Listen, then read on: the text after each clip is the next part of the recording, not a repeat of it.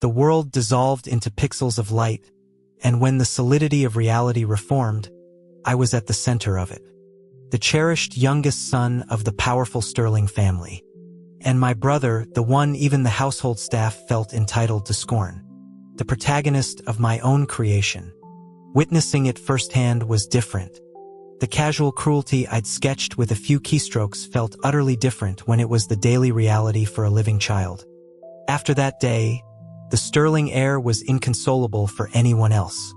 He only wanted his brother. The Sterling estate was a sprawl of manicured lawns and classical architecture under a clear autumn sky. The party for the youngest Sterling's first birthday was a spectacle of old money and new. In the grand salon, under the glittering light of a crystal chandelier, a chaos of opulent gifts was spread across an imported Persian rug. Among the antique silver rattles, the bonds and gilded frames, and the modern, sleek tech toys meant for a future CEO, the child of the hour was on a mission. Plump and determined, the baby navigated the obstacle course of luxury, his small limbs working with surprising purpose. He ignored the shiny distractions, his focus absolute. A cluster of anxious, adoring adults hovered just behind him, their soft murmurs a chorus of delight and worry as they watched the tiny explorer. That baby was me. I maneuvered past carved mahogany table legs, around the stone bulk of a cold fireplace, my path unwavering. I crawled into the most shadowed, forgotten corner of the room, a space behind a grand piano. My small hand closed around the rough denim of a jeans leg. I tilted my head back, a wide, gummy grin spreading across my face. Got you. The leg belonged to a boy of perhaps 5, though he was so slight he could have passed for 3. He wore a crisp button-down shirt, expensive but ill-fitting, the collar gaping around his thin neck. His sneakers were pristine, clearly seldom worn, too large for his narrow feet. He looked down at me, his expression not one of childhood surprise, but of cold, weary assessment. The lifelessness in his eyes shifted, deepening into something sharp and guarded, a look no child should possess. A shiver, unrelated to the room's temperature, traced my spine. Terrifying, to have such presence at 5. This was my brother. Born into the Sterling dynasty, he was living a tragedy I had authored. And his suffering was destined to deepen because of the newborn Sterling now clutching his genes. Lucas Sterling, an unwanted child, the protagonist of my own story, a tale of corporate vengeance, a cliché of hidden lineage, brutal childhood, relentless ambition, and staggering talent, rising from the ashes to build an empire and crush his enemies, including the spoiled younger brother. My brother. Lucas's mother had been a housekeeper employed by the Sterlings. She had fallen desperately, hopelessly in love with the young Sterling heir. In a moment of madness, she had engineered a night together through deception. The elder Sterling had been deep in preparations for his wedding to a woman he genuinely loved. The aftermath was fury. The housekeeper, beaten and broken, was cast out of the Sterling orbit, unable to remain in the city. She vanished. The wedding proceeded, a picture of social perfection. The housekeeper became an unspoken, shameful secret, until 2 years later, she returned to the Sterling mansion's gates, a silent child in her arms. For the young Sterling husband, the boy was a permanent stain on his honor, a reminder of a humiliating deception. For the Sterling wife, a woman for whom appearances were everything, the child was a living flaw in her pristine life, a source of visceral disgust.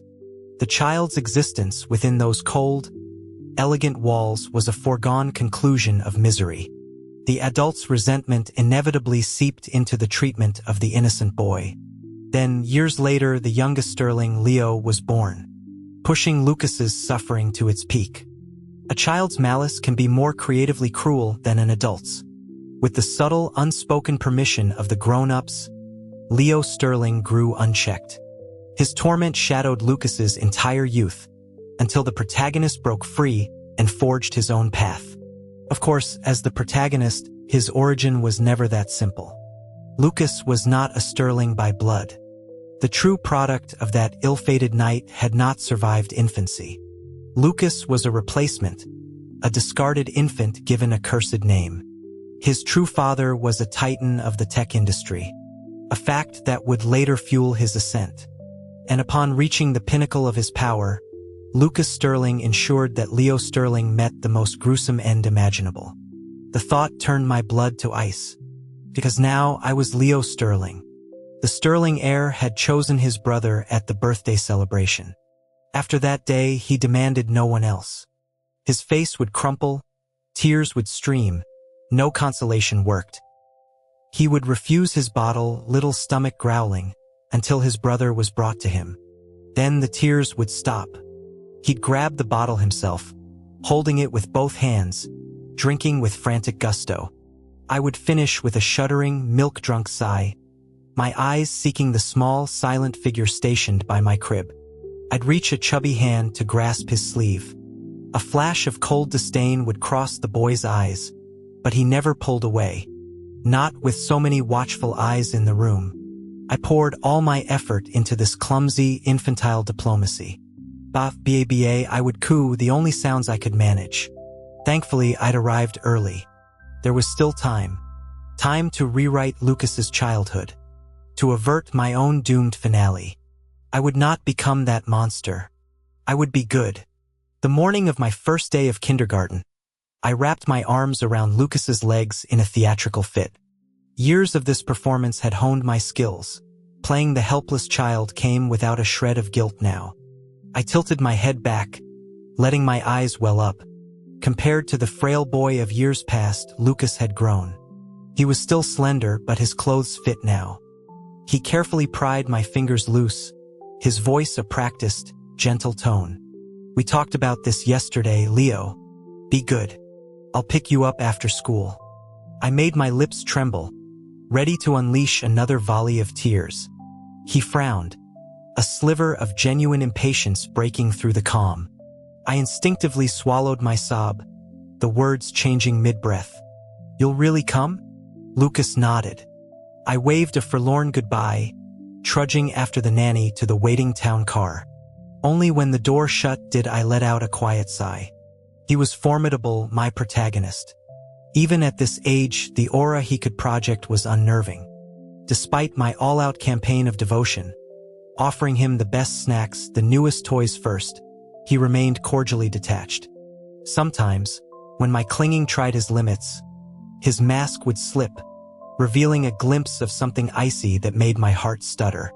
I just have to play the oblivious child and wait for it to pass. My obsessive dependency had forced my parents to adjust their strategy of neglect regarding Lucas. He was to remain, at least, as my designated companion. His daily life saw some small improvements. It seemed that inhabiting Leo Sterling required a certain fortitude. Facing down the future titan not only without flinching but actively trying to derail his tragic backstory was no small task. I squared my shoulders and marched into the kindergarten, determined to earn every gold star, to seize every chance to seek his praise. Change, I reminded myself, is a slow tide. The university basketball court echoed with the squeak of sneakers and the heavy thump of the ball.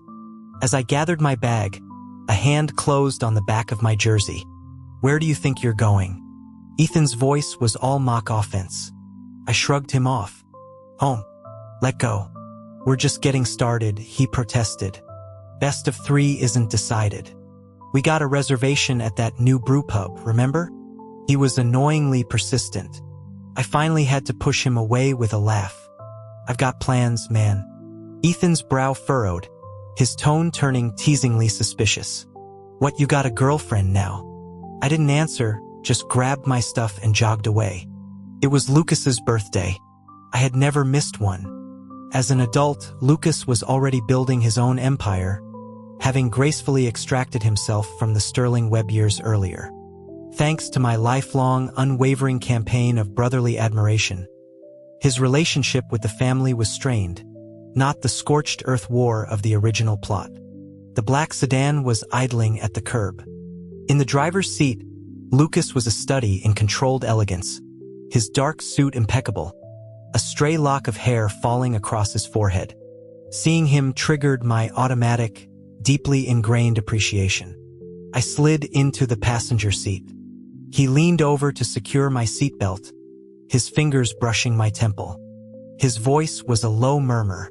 "You ran. You're sweating." I gulped down some water from the bottle he offered. "Wanted to see you." Ethan was being a pest. Lucas's fingers tapped a rhythm on the steering wheel. "Ethan, new friend?" I nodded. "He's on the intramural team." "Not bad. For a guy who isn't me." The words were out before I thought. "Obviously, you're still the best." He kept his eyes on the road, his tone deliberately casual. "Sounds like you're making a lot of new friends. Probably won't have much time for your brother soon." I sat up straight, the response immediate and earnest. "That's impossible. You're the most important. You're my whole world." A large, warm hand settled on my head, ruffling my hair. A soft chuckle escaped him. The scene of brotherly affection filled me with a quiet pride. This moment was hard-won. The turning point in our relationship had been an accident. A drive back from the family's mountain lodge. A severe crash on a winding road. The driver died instantly. Lucas was pinned. I was the only one able to move. The smell of gasoline and burning upholstery turned my mind blank. In that life-or-death moment, the teenage Lucas had looked at me with a chilling, resigned acceptance. "Just go," he'd said, his voice flat. Tears had sprung to my eyes, a sharp, inexplicable pain piercing my chest. I'd sobbed, scrambling out through the shattered window. Minutes later, I'd scrambled back in, clutching a rusted tire iron I'd found on the roadside. Crying the whole time, I'd wedged it into a gap, throwing my whole weight against it. My mind was a single, screaming thought. "He cannot die here." My palms were raw, my face streaked with grime and tears. I would not let my brother die. The moment we tumbled free, the car became an inferno behind us. Shaking with aftershock, I'd clung to Lucas's hand, sobbing uncontrollably. I couldn't tell if it was from fear or from the devastating realization that the Lucas in my world, the one I'd shaped, held no hope for his own survival. That was the first time Lucas had ever initiated contact, pulling me into an embrace. "Don't be afraid," he'd whispered into my hair. Now, Lucas's birthdays were just for us. Unlike mine, which the family still made a public affair, his went unmarked by anyone else. For years, it had broken my heart. I'd become fixated on ceremony. Cake, presents, candles, wishes. He had to have what others did. Over time, the celebrations had simplified. A table was laid with food from his favorite restaurant. My eyes drifted longingly toward the glass-fronted liquor cabinet. "A drink to celebrate?" I suggested, my smile hopeful. "Those were very good bottles." He stood, relenting as he always did on this day. One glass. The bourbon was smooth, burning a pleasant path down my throat. I couldn't really appreciate the nuances, but the act felt symbolic. Adulthood. While I was profoundly grateful for our current bond, a small part of me chafed at his rules. No smoking, limited drinking, strict curfews, no dating while in school. The list felt endless. Breaking them was unthinkable. An angry Lucas was a terrifying prospect. My empty glass was plucked from my fingers. "You're tipsy, Leo," Lucas said, his voice tinged with amusement and that familiar, boundless patience. He pulled me up from the chair. I swayed, clinging to him, my gaze locked on the ornate clock across the room. The second hand swept upward. The hour and minute hands merged. A silly smile spread across my face. "Midnight. Happy birthday, Lucas." My words slurred slightly. Then my forehead thumped softly against his chest. I didn't see the way his eyes darkened, the intensity that flooded his gaze. His arms tightened around me, and he buried his face in the curve of my neck, releasing a quiet, shuddering sigh. I woke in the late afternoon. My phone showed a message from Lucas. "Leo, at the office. Running late. Heat up the food on the table before you eat." I sent back a hugging emoji. By my own plot, Lucas's enterprise should have been in its frantic, all-consuming launch phase. Yet he seemed to possess a preternatural calm, always finding time to check on me. The advantage of being the protagonist, I supposed. After a shower and a hurried meal, I was contemplating video games when Ethan's text arrived with a gym location. You wussed out yesterday. Best of 3. Tonight. You in? I typed back a fierce reply. You're on. The apartment Lucas had chosen was close to campus, for my convenience. Though he kept a dorm room, he scarcely used it. When I arrived at the gym, Ethan's team was already mid-game. He jogged over, slinging a sweaty arm around my shoulders. Ready to lose? I pushed him off, grimacing. Personal space, Ethan. He straightened, his eyes narrowing as he studied my face. What's with your mouth? I instinctively touched my lips. They felt tender, slightly swollen since I'd woken up. Dry air, I guess. Chapped. Ethan's gaze was assessing. Really? Just chapped. His tone was odd lately, always carrying an edge I couldn't place. I ignored him, heading for the showers. He caught my jersey again. New place opened on South Street. Great burgers. Come on. I hesitated. I was starving after the workout. Lucas wouldn't be home for a while. I nodded. I ate with single-minded focus, ignoring the beer bottle Ethan nudged toward me. Not drinking? He asked, shaking the bottle. I swallowed a bite. My brother doesn't like it. Ethan stared at me as if I'd grown a second head. Are you for real? How old are you? He's that controlling? I gave him a dismissive look.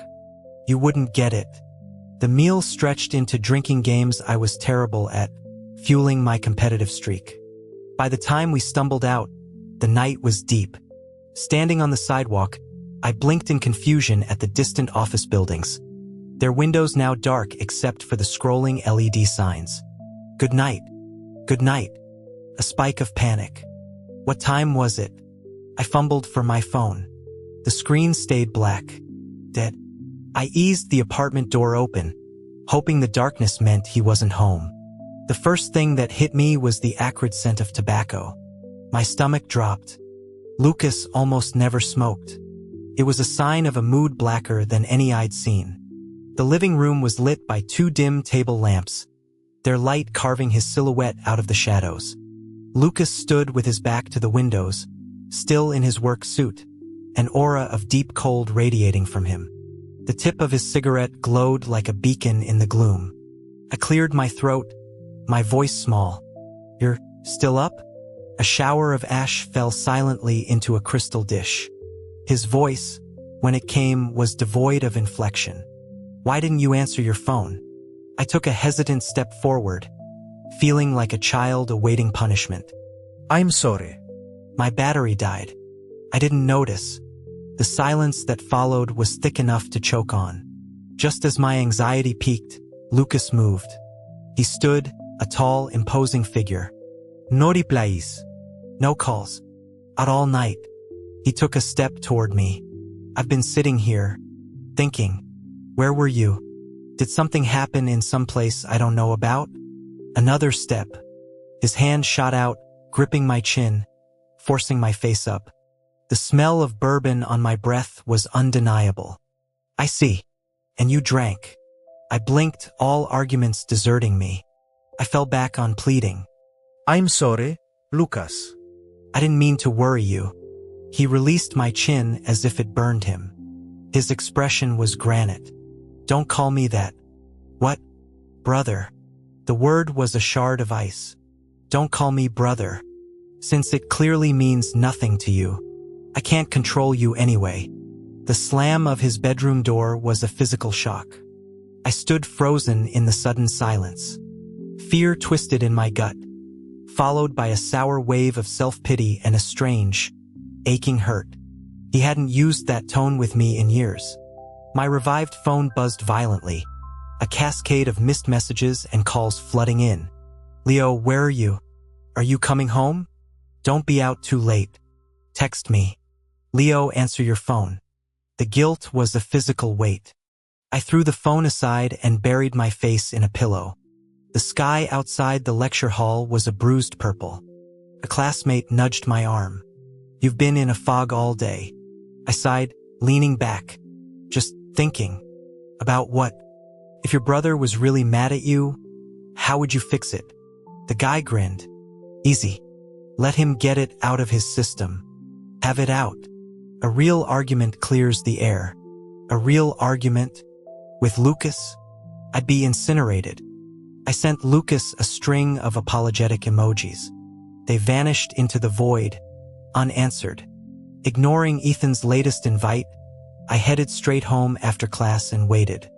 It was past midnight when I finally heard the soft click of his door unlocking, nearly lost in the rumble of an approaching thunderstorm. As a child, thunderstorms were my golden ticket. The scared little brother needed to sleep with his big brother. It was how I'd bridged the distance. My hand settled on his doorknob. A gentle turn. It was unlocked. The room was dark. The only light the sudden, violent flashes from the windows. One flash illuminated my creeping form and the shape of him under the covers. If he wouldn't come to me, I'd go to him. I slipped into the bed, my skin prickling with a mix of dread and determination. The thunder, I whispered into the darkness. It's loud. Couldn't sleep. Lucas's back was to me motionless. But a man with his instincts was never truly asleep when someone entered his space. I inched closer. "Is it okay if I stay here tonight?" No answer. "Nori yekschen." I took it as permission, slowly pressing closer until my forehead rested against his shoulder blade, just like when I was small. "If you don't say no, I'll assume it's yes." I slid my foot forward, my cold toes seeking his warmth. When they made contact, the contrast was shocking. I tucked my entire foot against his calf, sighing. I must have seemed like a barnacle, affixing myself to him. Finally, he moved. "Leo!" Lucas turned. A simultaneous flash of lightning and crack of thunder illuminated his face. His brows were drawn low over eyes that looked black and bottomless. I had always been hesitant to meet his gaze for too long. It felt like staring into something perilous. The protagonist's aura, I'd assumed. I offered a tentative smile. "You're not mad anymore?" A low sound, not quite a laugh. "Mel? Why would I be mad?" Seizing the opening, I launched myself at him, nuzzling against his chest in a messy, affectionate assault. "It works. See? I listened to you. You're the best. Don't be angry, please. I've been miserable. Couldn't eat. You wouldn't talk to me." I poured out a stream of apologies and complaints, the ultimate truth being that his happiness was paramount. He let me ramble, his breathing growing slightly uneven under my onslaught. After a long moment, a large hand settled firmly on the back of my neck, stilling me. "Enough," he said, his voice a low rumble. "No more. Do not let there be a next time." I nodded frantically.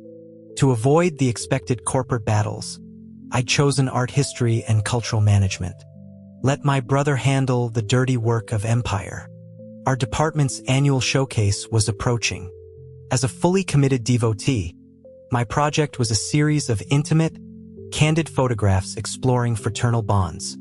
My first invitation went to Lucas, but he'd grown unusually busy lately. I was circling my display, taking photos to send him, when a voice spoke beside me. "This is your work?" Ethan stood there, in a black leather jacket, studying the images. "Thinking of selling?" I shook my head. "It's a gift. For my brother's birthday. After the show, it's his." Ethan turned, his gaze sharp. "As far as anyone knows, the Sterlings only have one son." It was true. Lucas's existence was not public knowledge. Few knew the details. "Why the deep dive?" I asked, hitting send on the photos. He shrugged, a casual gesture that didn't reach his eyes. "Just trying to understand you better." He became a constant, unwelcome shadow, even inviting himself to our department's informal dinner. Standing outside the restaurant later, I shivered in the sharp autumn air. Ethan appeared at my elbow. Come on. I'll drive you. No thanks. My brother's picking me up. Ethan's expression shifted to something between pity and exasperation. Leo, seriously, did you never cut the cord? He reached out suddenly, his thumb brushing the corner of my eye. You've got something? He murmured, a strange softness in his voice. Still just a kid. I flinched, but before I could react, a sharp, angry honk cut through the night. The black sedan pulled to the curb. The window slid down, revealing Lucas's profile, sharp as a blade. The atmosphere in the car was glacial. I searched his impassive face, desperate to defuse the tension. Did you eat yet? Who was that? His question was a lash. Took me a second. Ethan? From the basketball team. We play together sometimes. Silence reclaimed the space between us. Back at the apartment, as the door clicked shut, Lucas turned. He was so much taller, his presence suddenly overwhelming, caging me in the small entryway. What's wrong? I stammered. He took a deliberate step closer. I don't like you spending time with Ethan. Another step. I instinctively raised a hand, a feeble barrier against an unknown threat, my back meeting the solid wood of the door. Or, he continued, his voice dropping to a dangerous register with anyone else, for that matter. I stared, uncomprehending. Lucas, I don't understand. He leaned down, until his eyes were level with mine, and in them, I saw a tumultuous, unrestrained hunger that stole my breath. You will.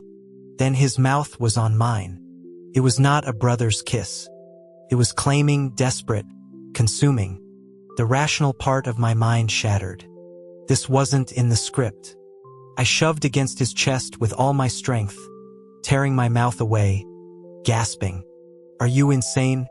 We're brothers. He didn't retreat, his body still trapping me. His voice was eerily calm, a contrast to the storm in his eyes. If that's your only concern, Leo, then relax. Lucas Sterling and I share no blood. The world tilted. He knew. The plot had accelerated far beyond my control. When had his feelings shifted? My thoughts were a tangled wreck. He took my trembling hand in his touch firm. Don't be afraid. Don't run from this. You are mine. That will never change. After that, the penthouse became my gilded cage. Every door, every window required his code. I raged, pleaded. I bargained. It was useless. The sound of the key in the lock signaled his return. I dove under the covers, feigning sleep. The bed dipped. In the next instant, I was being lifted, blanket and all. I flailed, face burning, struggling free of the fabric only to be crushed in a vice-like embrace. A rain of kisses fell on my face, my neck. I twisted away, and his teeth found the soft skin of my earlobe. I cried out. His voice was cold against my ear. You didn't eat today. What's next? A hunger strike? You've been watching too many dramas. I flushed, knowing it was a stupid, transparent tactic. But what else was left? He'd cut the internet. The apartment was a nest of hidden cameras I'd never noticed. Let me go. He laughed, a short, humorless sound. You're so precious, Leo. The laughter vanished. But don't harm yourself for my benefit. Pains me. The words were tender, the tone was not. I broke. Please, Lucas. I'm so scared. He sighed, but the sound held no warmth. I would be scared too. Scared that if I let you leave, you would run. And I would have to find you. So perhaps it's better this way. Here with me. Always. The chilling certainty in his voice told me he wasn't bluffing. He meant it. I opened my mouth, but no sound emerged. He released me and stood, tossing a sleek black phone onto the bed. You can answer it if it rings, he said flatly, then walked out. It rang immediately. I picked it up with trembling hands. Sweetheart? It's Mom. I ended the call. When Lucas returned with a tray of food, I looked at him, the last of my hope dying. You moved against the family. He set the tray down, his gaze steady. Leo, I won't watch you hurt yourself. We stared at one another for a long minute. Finally, I looked down. I'm hungry. He held me every night, his arms an iron band around my waist, his body a furnace against my back. His breathing would change, his hand would sometimes drift lower, his intent unmistakable. I'd squeeze my eyes shut, a whispered plea escaping. Don't. Please. His palm would smooth over my hip. You'll learn to accept this, Leo. I won't wait forever. My days became a fog of confusion and avoidance. I spoke less. I knew his patience, a vast but finite resource, was thinning. The repressed intensity in him was a gathering storm, and I was waiting for the lightning to strike. Another evening of rolling thunder and lashing rain. I heard the faint sound of the door, then a heavy thud. No further movement. Cautiously, I approached the foyer. Lucas was half-slumped against the wall, the reek of hard liquor clinging to him. He was drunk. I glanced at the locked door. I didn't believe for a second that his inebriation was my ticket to freedom. Kneeling, I tried to help him up. In a blur of motion, I was on my back, pinned beneath him. His mouth sealed over mine, this time with a raw, starving ferocity that held nothing back. He was a man possessed, a single goal consuming him. I could only whimper, my wrists trapped above my head. Heat and panic warred within me. When his hand went to the waistband of my pants, a primal terror surged. No. Lucas, stop. You can't do this to me. Not like this. He gripped my jaw, forcing me to look at him. His voice was rough, final. I told you, Leo, you will accept this. There is no other path for you. I looked straight into those wild, desperate eyes, and something in me snapped. I screamed it, the words ripped from a place of utter betrayal and fear. I hate you. Lucas froze. The predator, mid-strike, had been pierced. The frantic energy drained from him. For a long, suspended moment, he didn't move. Then, slowly, he let go. He pushed himself up, swaying, and walked to the door. His hand gripped the handle. From the time you could talk, he said, his voice unervingly quiet. The thing you said most was, I love you, brother. Every single time, I wanted to keep that for myself. To hide it away so only I could have it. He didn't look at me. It seems that love is something I will never truly have. He opened the door. Go. I don't remember the flight down the stairs. I burst out of the building in nothing but a t-shirt and pajama pants, into the freezing deluge. I flagged down a cab. As my hand touched the door handle, I looked back. The building was a monolith against the stormy sky. The light from the penthouse was gone. My mind flashed to another Lucas, 15 and trapped in wreckage, telling me with the same devastating calm, just go. Rain or tears streamed down my face. I could go. Back to the Sterlings. To Dad, Mom, Grandfather. They adored me in this life. But he had no one. Who would celebrate his birthday? Who would remember? In the original story, and in this twisted version, my brother had always been profoundly alone. The cab driver leaned on the horn, impatient. My hand fell from the handle. I turned and ran back through the rain, back into the building's maw. He was sitting in the exact spot in the foyer, as if he'd never moved. He looked up at me, and the expression was one I hadn't seen since I was an infant clutching his jeans. A hollow, resigned coldness. It was a knife twisting in my chest. I shook my head, my body trembling violently. I didn't understand. I was so lost. I don't know, I whispered, the words breaking. I'm so scared. Scared of what you do. So I wanted to run. But the thought of leaving you, it hurts. It hurts so much I can't breathe. I feel like I'm dying. I don't know what to do. Asobi vrakid me. Lucas, what do I do? He caught my outstretched hand, his grip crushing. Then I was yanked into an embrace so tight it stole my breath.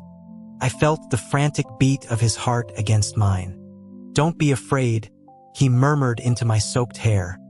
Life returned to a semblance of normal, except for Ethan, who was livid. "What is your deal lately? No texts, calls go to voicemail, you just vanish." His anger morphed into concern as he looked me over. "You look terrible. Are you sick?" Couldn't explain. I couldn't say, "It's fine. I'm just navigating a deeply problematic relationship with my non-biological brother, who also happens to be a possessive genius." It was dawning on me that Ethan's interest wasn't purely platonic, and distance was the wisest course. I ducked out of class early. It was my first time at Lucas's corporate headquarters. A polished assistant led me to a private lounge stocked with snacks, drinks, and entertainment. Bored, I peeked out the door and caught a fragment of conversation from the hall. "Who's the kid?" "That's Mr. Sterling's brother." "He has a brother? He's gorgeous. Keep it down. Just remember the face. Consider him off limits. For his own good."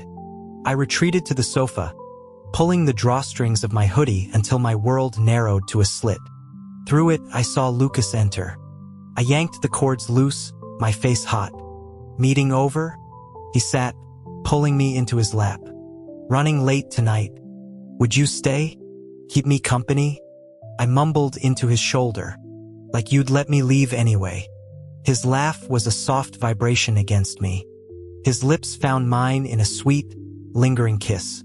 So clever. I must have dozed off. A gentle shake roused me. "Leo. Time to go home." I blinked up at him at the familiar line of his jaw, the arch of his brow. He bent, his nose brushing mine, his voice impossibly tender. "Come on, sweetheart. Let's go home." I wrapped my arms around his neck, letting his warmth envelop me. Held like this, the future didn't seem so terrifying. Maybe this, in its own fractured way, could be enough.